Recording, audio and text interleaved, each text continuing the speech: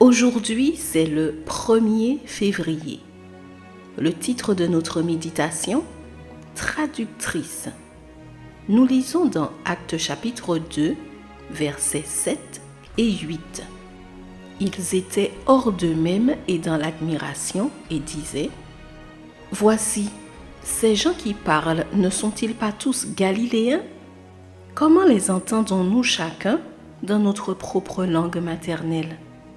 Las personas que te rodean no entenderán el mensaje que predicas si el lenguaje en el que hablas no es el amor.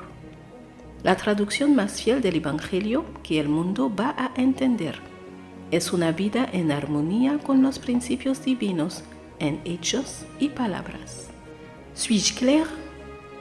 Je pense que tu es un peu perdu si tu ne parles pas espagnol. Laisse-moi t'aider.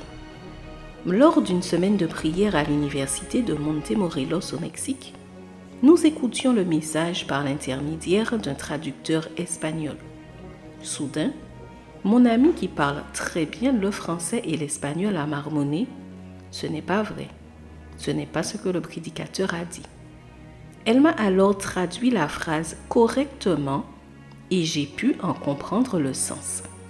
Cette expérience, apparemment anodine, m'a fait réfléchir sur l'importance de partager le message du salut le plus fidèlement possible. À l'occasion de la Pentecôte, l'effusion du Saint-Esprit s'est manifestée par le don des langues qui consistait à pouvoir utiliser un langage clair et précis pour transmettre le message du salut aux auditeurs dans leur propre langue, de manière à ce que tous puissent comprendre. Tous connaissaient les apôtres, savaient qu'ils étaient galiléens et personne ne les avait entendus parler dans une autre langue. Étonnés, les auditeurs se demandaient : comment est-ce possible que nous puissions comprendre ce qu'ils disent ?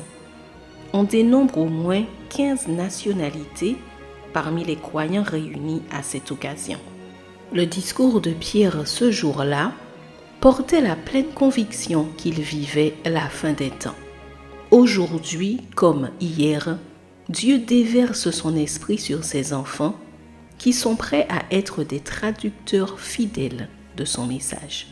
Tu ne peux peut-être pas aller en Russie ou en Chine pour prêcher dans une autre langue, mais il y a quelque chose qui a plus d'impact que de parler dans une autre langue.